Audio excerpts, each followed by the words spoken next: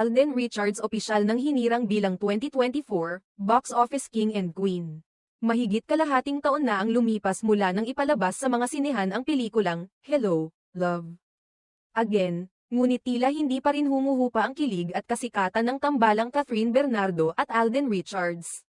Sa kabila ng matagal na panahon mula nang una itong mapanood, nananatiling sariwa sa alaala ng mga manunood ang kanilang nakakakilig na chemistry sa big screen. Bilang patunay sa naging matagumpay na pagtanggap ng publiko sa kanilang pelikula. Pinarangalan kamakailan sina Catherine at Alden bilang box office queen at king ng taon. Ang prestihiyosong pagkilalang ito ay iginawad ng Cinema Exhibitors Association of the Philippines, CEAP.